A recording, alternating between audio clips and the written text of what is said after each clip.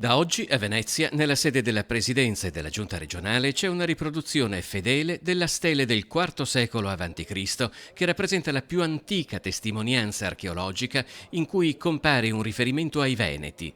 La pietra originale fu scoperta per caso nel 1992 ad altura di Isola Vicentina. Il ritrovamento avviene durante l'escavazione di una cava d'argilla. La benna dell'escavatore batte addosso questo grosso sasso che poi viene analizzato e l'archeologia riconosce qui per la prima volta la parola Veneto, Venetcens, genti venete, e quindi diventa da sasso a reperto. E ora la stele è custodita presso il Museo Naturalistico Archeologico di Vicenza. Il sindaco di Isola Vicentina, Francesco Enrico Gonzo, è arrivato a Palazzo Balbi con i rappresentanti del gruppo Bice e Leon, che ha curato la realizzazione e la donazione della stele.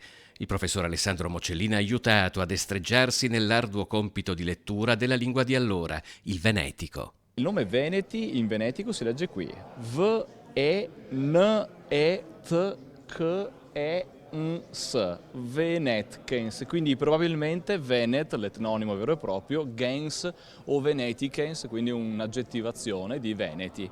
Siete riusciti anche a tradurre il resto di quello che è scritto? Una stele parlante direbbe mi ha fatto Yaz, e che è stato praticamente, nonostante fosse host, fosse uno straniero, un esterno, un ospite dei Veneti, si è sentito come a casa propria e ha consegnato questa stele ai Veneti in venetico. Pur avendo circa 2500 anni, quella della stele non è la più antica apparizione conosciuta del termine Veneti, che compariva già nel 700 a.C. in uno dei libri più popolari della cultura europea, l'Iliade di Omero.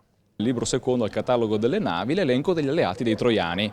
In sostanza i Veneti erano alleati dei Troiani e quindi hanno perduto. E la regione Venezia, la Venetia anzi, prende il nome dai Veneti, i quali sono, secondo le fonti antiche, gli stessi che erano vicino a Troia e poi si sono trasferiti, ma d'altronde chi conosce la storia dei Veneti sa che quella non è stata né la prima né l'ultima emigrazione.